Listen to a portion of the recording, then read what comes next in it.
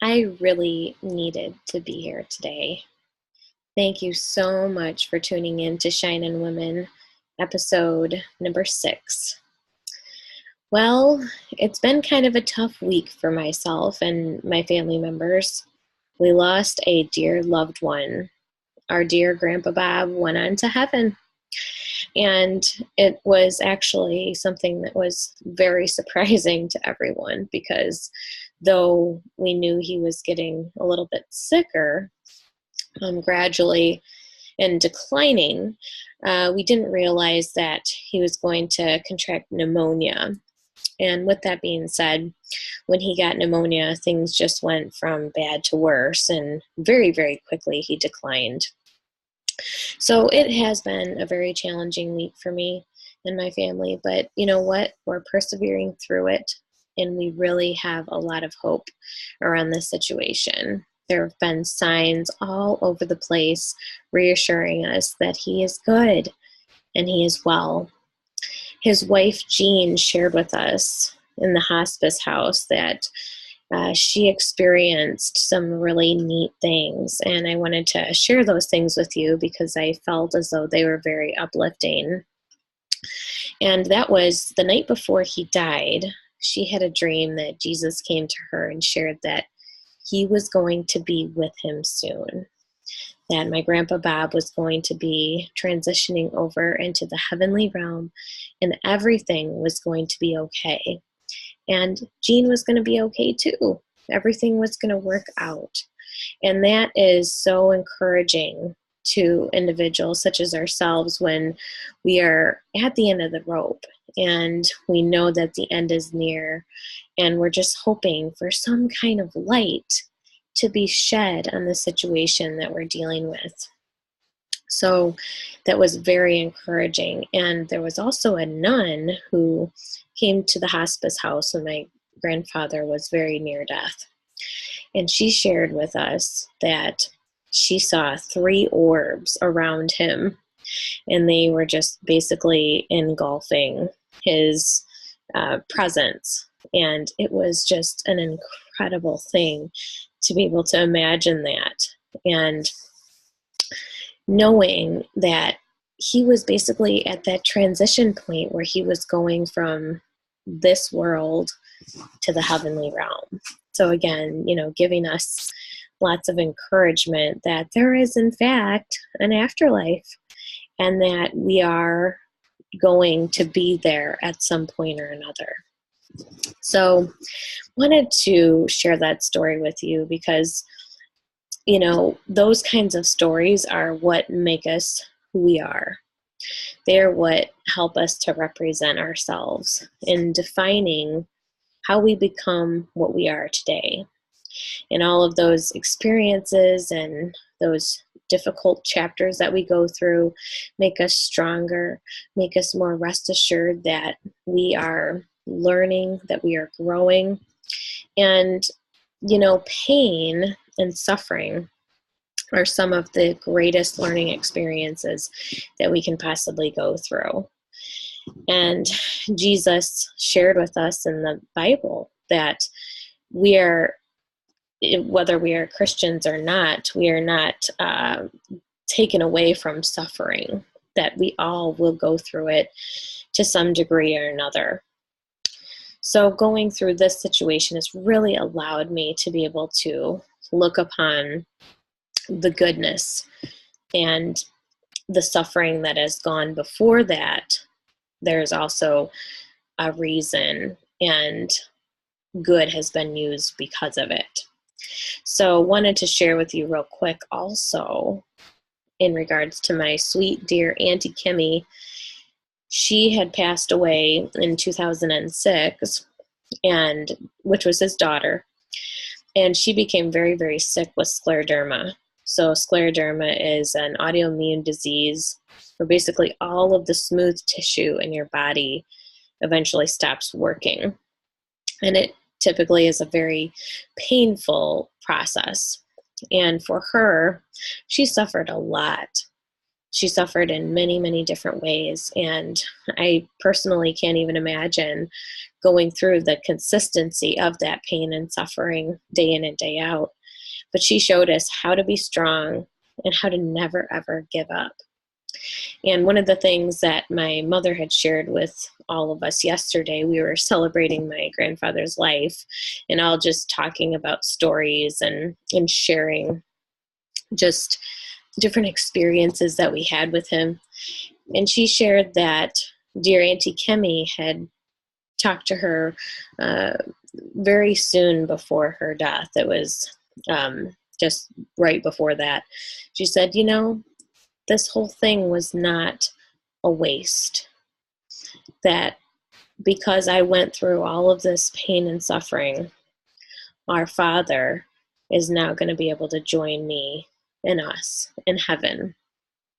Because as she went through all that suffering, and he saw that in her, he saw that fight in her, he saw how strong she was and how she showed him through the lens of God, essentially, that because she had gone through it, he had seen the power behind that suffering and basically brought him to God through it. In the midst of the horrific state that she was in and the difficult pain she was going through day in and day out, she brought him to God.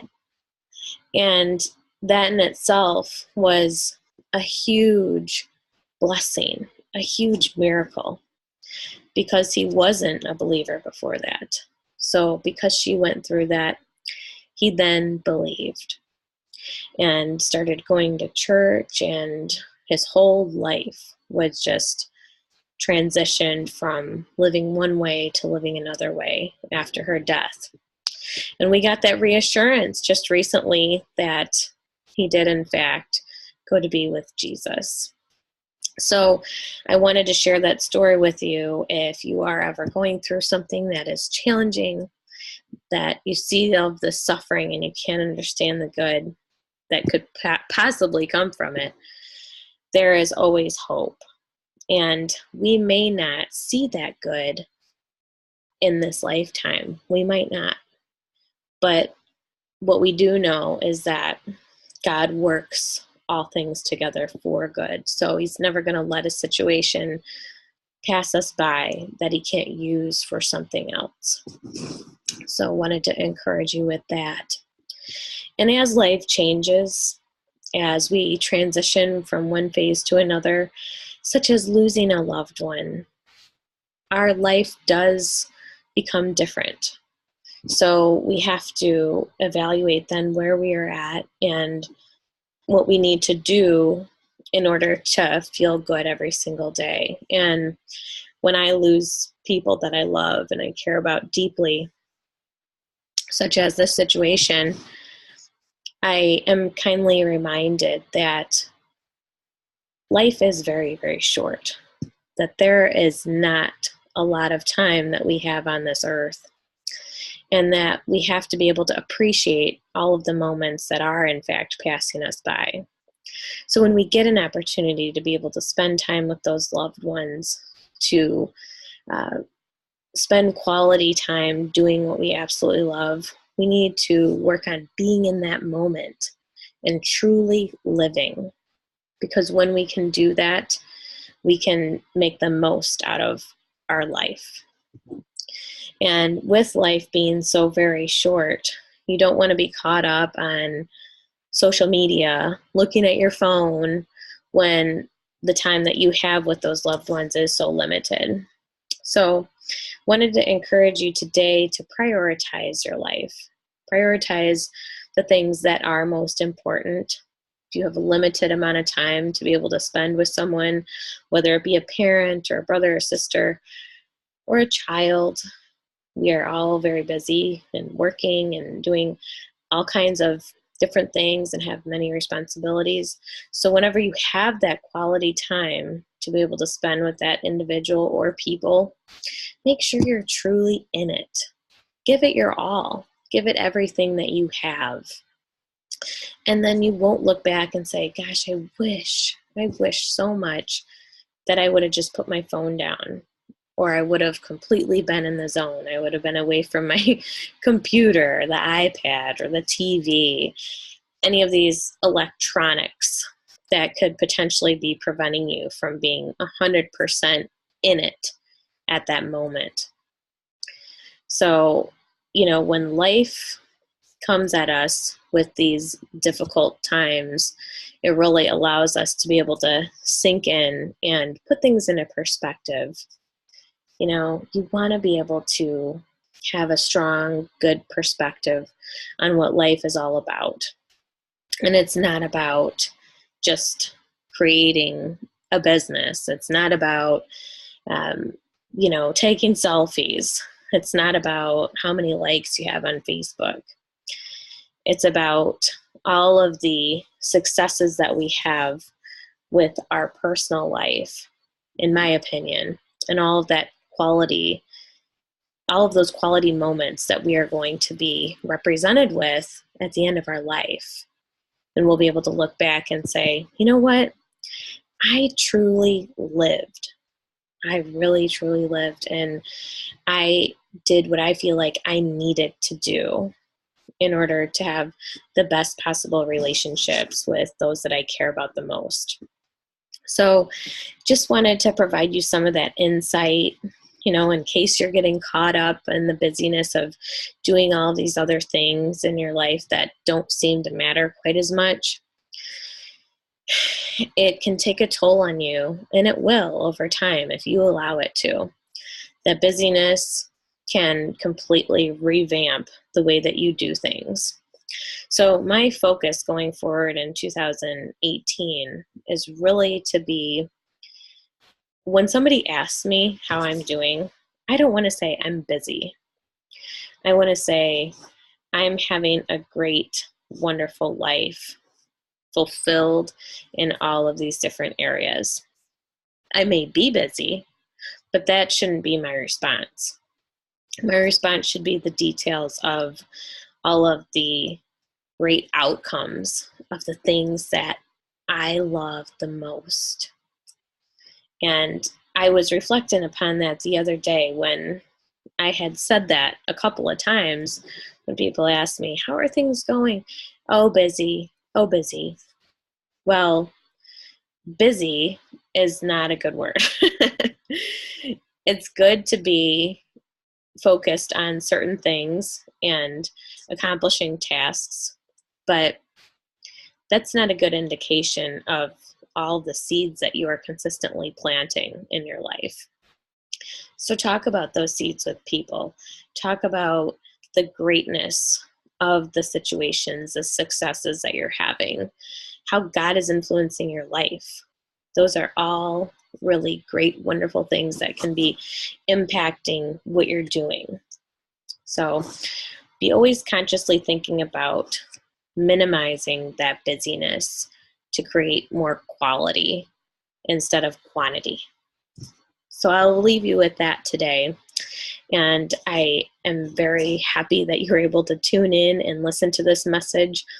It was something I needed to share with you. It was on my heart, and I just want us to be able to be reflectant upon our lives and where they're going. Because, again, life is so short and it goes by so fast. So remember what busyness means to you, and remember what quality of life means to you. And at the end of your life, you want to be able to look back and truly love what you did.